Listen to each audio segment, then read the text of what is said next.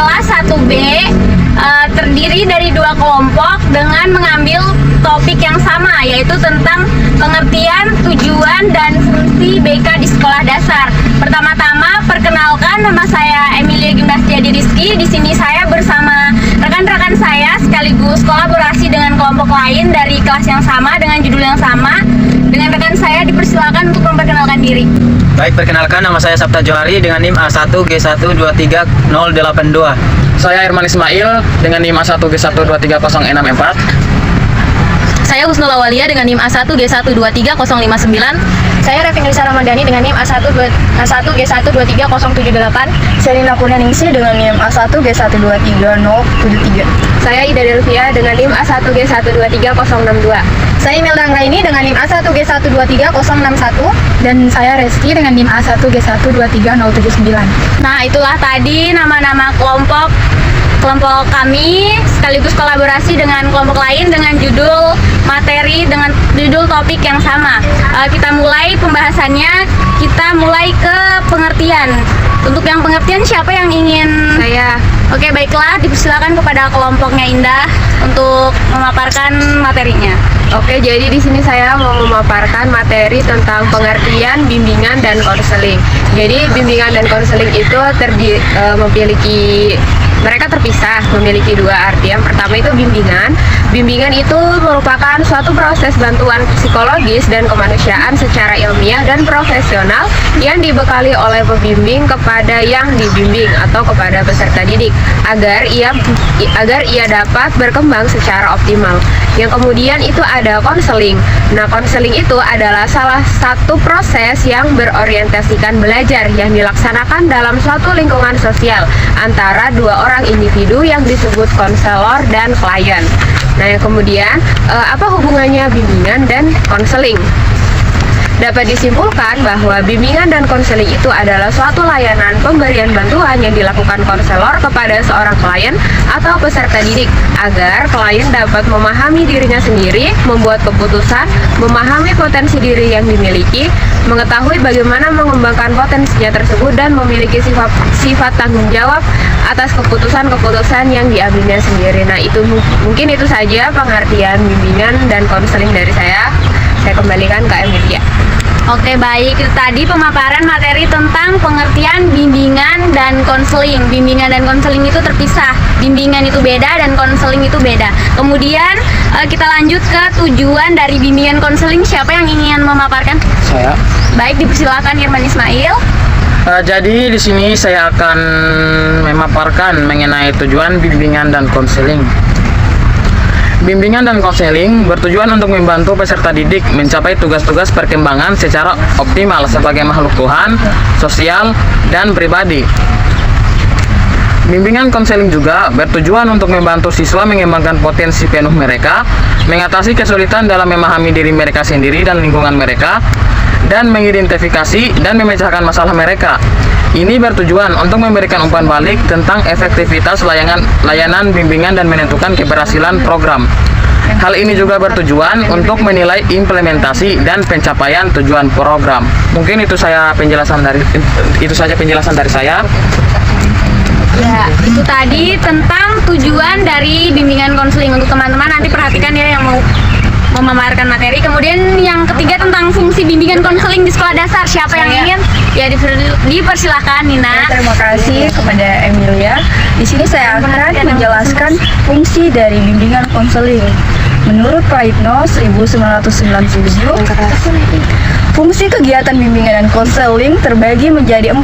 Yang pertama itu ada fungsi pemahaman, fungsi pencegahan, fungsi pengentasan, dan fungsi pemeliharaan dan pengembangan. Nah, fungsi pemahaman itu sendiri yaitu fungsi yang akan menghasilkan pemahaman tentang sesuatu oleh pihak-pihak tertentu sesuai dengan kepentingan pengembangan peserta didik. Nah, yang kedua ada fungsi pencegahan, yaitu fungsi yang akan menghasilkan tercegahnya atau terhindarnya peserta didik dari berbagai permasalahan yang mungkin timbul, yang akan dapat mengganggu atau menghambat ataupun menimbulkan kesulitan dan kerugian-kerugian tertentu dalam proses perkembangannya. Yang ketiga, fungsi Pengentasan, yaitu fungsi yang akan menghasilkan terentaskannya atau teratasinya berbagai permasalahan yang dialami oleh peserta didik. Yang terakhir ada fungsi pemeliharaan dan pengembangan, yaitu fungsi yang akan menghasilkan terpelihara dan terkembangnya berbagai potensi dan kondisi positif peserta didik dalam rangka perkembangan dirinya secara mantap dan berkelanjutan. Oke, itu saja dari saya kembalikan kepada Emily. Nah, itulah tadi pemaparan materi makalah kami dengan topik pengertian, tujuan, dan fungsi bimbingan konseling di sekolah dasar. Nah, untuk selanjutnya, untuk teman-teman yang lain yang tidak memaparkan materi, jika ada yang ingin dipertanyakan, silahkan nanti kita sama-sama berdiskusi untuk menjawab pertanyaan tersebut. Sekaligus dengan perkenalan yang ingin bertanya ya. Baik. Perkenalkan, nama saya Husnul Awalia dengan NIM A1G1230059. Pertanyaan saya yaitu, bagaimana bisa bimbingan konseling dapat membantu individu dalam pengembangan karir dan pemecahan masalah pribadi melalui tidak Pribadi mereka sendiri. dari pribadinya mereka sendiri? Siapa yang ingin menjawab? Ya, dipersilakan. Baik, perkenalkan, nama saya Reski dengan NIM A1G1230079. Saya akan menjawab pertanyaan dari Husnul Awalia. Yang pertanyaannya yaitu bagaimana bimbingan konseling dapat membantu individu dalam pengembangan karir dan pemecahan masalah pribadi. Ada beberapa cara, yaitu yang pertama, pemahaman diri. Konselor membantu individu memahami minat, nilai, bakat, dan kepribadian mereka. Ini membantu individu dalam membuat keputusan karir yang sesuai dengan diri mereka sendiri. Yang kedua yaitu penentuan tujuan karir. Bimbingan konseling membantu individu menetapkan tujuan karir jangka panjang dan jangka pendek, serta merencanakan langkah-langkah yang diperlukan untuk mencapainya. Yang ketiga yaitu penilaian kemampuan. Konselor dapat membantu individu menilai kemampuan dan keterampilan mereka sehingga mereka dapat mencocokkan dengan pekerjaan yang sesuai. Yang keempat yaitu pemecahan masalah pribadi. Bimbingan konseling membantu individu dalam mengatasi masalah pribadi yang dapat mempengaruhi kinerja mereka di tempat kerja, seperti stres, konflik interpersonal atau masalah emosional. Yang berikutnya yaitu evaluasi dan pemantauan. Konselor dapat membantu individu mengevaluasi perkembangan karir mereka secara berkala dan menyesuaikan rencana mereka sesuai kebutuhan. Baik, mungkin itu saja jawaban dari saya. Saya kembalikan kepada moderator. Nah, itu tadi jawabannya. Bagaimana teman-teman yang lain? Apakah kalian sudah paham tentang apa yang dimaksud tadi? Sudah. Oke, baik. Jika ada pertanyaan lagi, dipersilahkan. Ya. Assalamualaikum warahmatullahi wabarakatuh. Perkenalkan, nama saya Imelda Anggaini dengan NIM A1G1230061. Saya ingin bertanya, bagaimana jika bimbingan konseling tidak diajarkan di SD? Bagaimana teman-teman? Ada yang bisa bantu jawab? Ya, dipersilakan untuk kelompoknya. Perkenalkan, nama saya Revi Mirza Ramadhani dengan NIM A1G1230078. Di sini saya akan menjawab pertanyaan dari Imelda. Itu jika bimbingan konseling tidak ada di SD, hal ini dapat menjadi kendala dalam memberikan dukungan dan bimbingan kepada siswa dalam hal psikologis dan sosial. Namun, masih ada beberapa hal yang dapat dilakukan untuk membantu siswa dalam hal ini. Guru dapat meningkatkan pemahaman dan kesadaran mengenai masalah psikologis dan sosial yang dihadapi siswa, dan memberikan dukungan dan bimbingan secara individu atau kelompok. Selain itu juga, guru juga dapat bekerja sama dengan orang tua siswa dan pihak terkait lainnya untuk memberikan dukungan dan bimbingan yang lebih luas. Jika diperlukan, siswa juga dapat dirujuk ke pihak yang lebih ahli dalam bidang bimbingan konseling dan psikologis. Itu saja jawaban dari saya kembalikan ke moderator. Oke, itu tadi hal jika tidak ada bimbingan konseling di sekolah dasar. Bagaimana teman-teman yang lain? Apakah kalian sudah paham? Sudah. Oke, alhamdulillah. Nah, untuk selanjutnya jika ada yang ingin bertanya lagi terkait materi kita tentang pengertian, tujuan, dan fungsi bimbingan sekolah dasar. Siapa yang ingin bertanya? Saya. Ya, dipersilahkan. Baik, perkenalkan nama saya Sabta Johari dengan NIM A1G1230082. Di sini saya ingin bertanya, apakah ada perbedaan dalam pendekatan bimbingan konseling antara sekolah dasar dan jenjang pendidikan lainnya? Jika ya, apa saja perbedaannya? Sekian dari pertanyaan saya kembalikan kepada Saudari Emilia. Nah, itu tadi pertanyaannya. Apakah ada teman-teman yang bisa bisa menjelaskan atau membantu menjawab? Baik, moderator. Ya, dipersilakan kepada Husnul Awalia. Baik, pertanyaannya itu apakah ada perbedaan dalam pendekatan bimbingan konseling antara sekolah dasar dan jenjang pendidikan lainnya?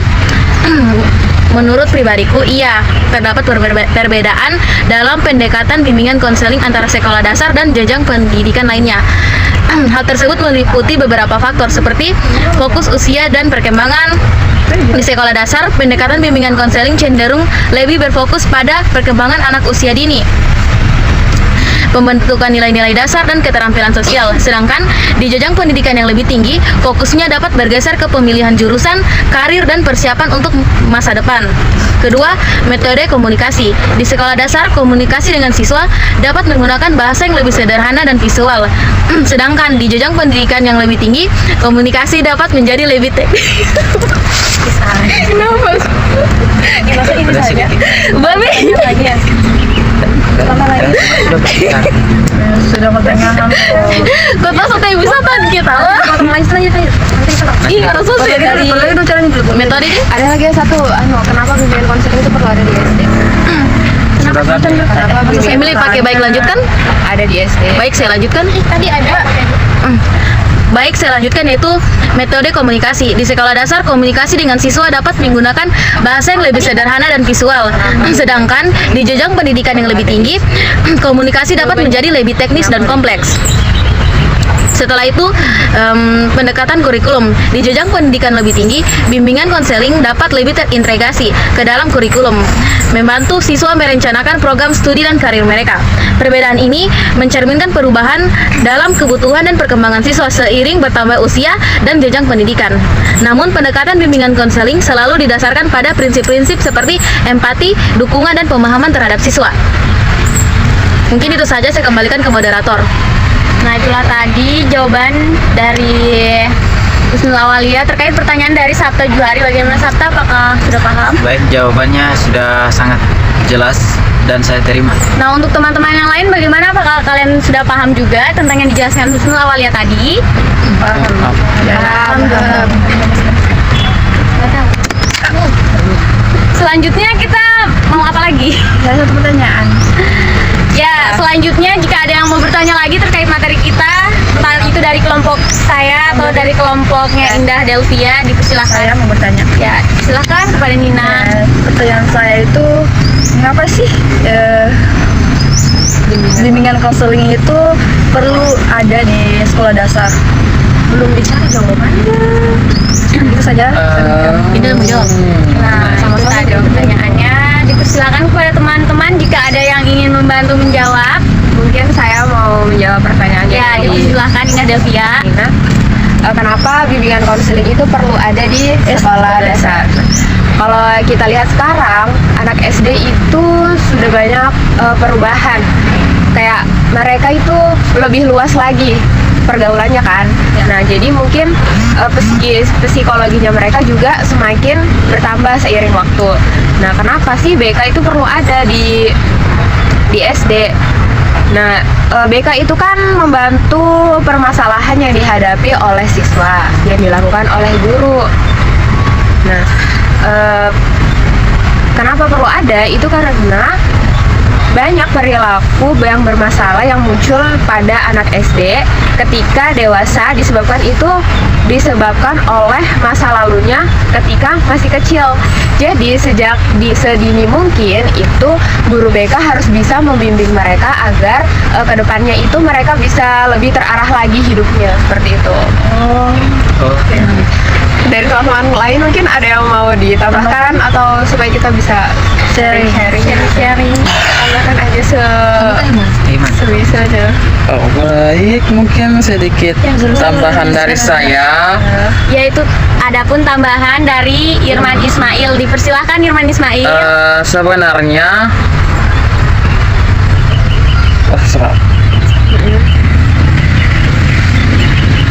sebenarnya di sekolah dasar itu dia tidak memiliki guru bimbingan dan konseling. Nah, terkait dari pertanyaan tadi kan, guru sebenarnya memiliki peran sebagai bimbingan dan konseling itu merupakan guru kelas. Sehingga yang sering terjadi adalah belum termasuk sebab Agak ke bawah HP-mu. coba dulu Hakim. Dua paragraf ya kan? Dua paragraf, tidak apa-apa. Nanti dipotong-potong. Terkait pertanyaan tadi, pada umumnya di sekolah dasar tidak memiliki guru bimbingan dan konseling. Guru kelas mempunyai peran ganda sebagai guru bimbingan dan konseling, sehingga yang sering terjadi adalah belum optimalnya dukungan untuk memberikan nasihat dan pelayanan kepada siswa. Pada saat itu, siswa juga berada pada tahap masa kanak-kanak dan memasuki masa remaja. Tahap ini membawa tugas-tugas perkembangan yang mendasar dan kompleks. Anak-anak sangat membutuhkan bantuan dan bimbingan tidak hanya dari guru, namun juga dari guru yang mempunyai keahlian khusus dalam bimbingan dan konseling. Selain itu, peran serta orang tua juga penting untuk menciptakan sinergi antara mereka dalam mendukung dan mengembangkan siswa, sehingga mereka dapat menyelesaikan tugas perkembangannya secara tuntas. Nah, itu tadi yang dijelaskan oleh Irman Ismail. Bagaimana teman-teman yang lain? Apakah kalian sudah paham tentang apa yang ditanyakan tadi? Sudah. Alhamdulillah. Nah, untuk selanjutnya kita akan selanjutnya kita akan menarik kesimpulan. Adapun kesimpulan dari kelompok kalian kan beda lagi kesimpulannya. Nanti kalian jelaskan juga kesimpulannya kalian. Jadi kesimpulan dari kelompok kami yaitu yang pertama tentang pengertian bimbingan konseling. Jadi bimbingan dan konseling adalah proses bantuan yang diberikan kepada individu sebagai bagian dari program pendidikan yang bertujuan untuk membantu mereka memahami dan mengembangkan potensi mereka secara optimal sesuai dengan tuntutan lingkungannya. Nah, adapun tujuan dari bimbingan konseling yaitu termasuk mendukung individu dalam proses perkembangan mereka dan membantu mereka menavigasi tantangan dan membuat keputusan berdasarkan informasi. Kemudian yang terakhir itu tentang fungsi bimbingan dan konseling. Nah, untuk fungsi bimbingan dan konseling itu mencangkup berbagai aspek seperti bimbingan akademik, bimbingan karir, perkembangan pribadi dan sosial, dan mengatasi kesejahteraan emosional. Layanan bimbingan konseling memainkan peran aktif dalam membentuk siswa yang tidak hanya cerdas secara akademis, tetapi juga kompeten secara emosional, mampu bersaing di zaman perubahan tanpa terlibat dalam perilaku yang merugikan, dan pembentukan karakter baik positif dan moral sesuai dengan peraturan yang berlaku. Juga merupakan fungsi kunci dari bimbingan konseling. Itu tadi kesimpulan dari kelompok kami. Dipersilakan kepada kelompoknya Indah Delvia untuk memaparkan kesimpulan dari makalah yang Anda buat. Dari kelompok kami, saya akan menambahkan kesimpulan dari kalian, yaitu bimbingan dan konseling itu sangat diperlukan di sekolah dasar. Tujuannya itu agar peserta didik mendapatkan layanan bimbingan dan konseling dengan tujuan agar peserta didik atau klien dapat merencanakan hidup yang lebih baik di masa yang akan datang dan dapat memahami diri mereka sendiri, mengetahui potensi yang dimilikinya, serta mengetahui cara mengembangkan potensi yang dimilikinya dan mengambil keputusan, bertanggung jawab atas keputusan yang diambil, dan dapat mengikuti perkembangan yang ada di lingkungannya secara positif. Baik, mungkin itu saja kesimpulan dari kami. Nah, itu tadi kesimpulan dari kelompok kami dan dari kelompok Indah Delvia. Semoga di video diskusi ini kita semua bisa paham tentang pengertian, tujuan, dan fungsi bimbingan konseling di sekolah dasar. Dan semoga juga untuk topik ini teman-teman yang melihat video kami juga ikut ikut paham tentang bagaimana pengertian, tujuan, dan fungsi bimbingan konseling di sekolah dasar. Itulah tadi video diskusi presentasi dari kami, hasil kolaborasi dari kami dari kelas 1B dengan 2 kelompok. Kami ucapkan terima kasih. Wassalamualaikum warahmatullahi wabarakatuh.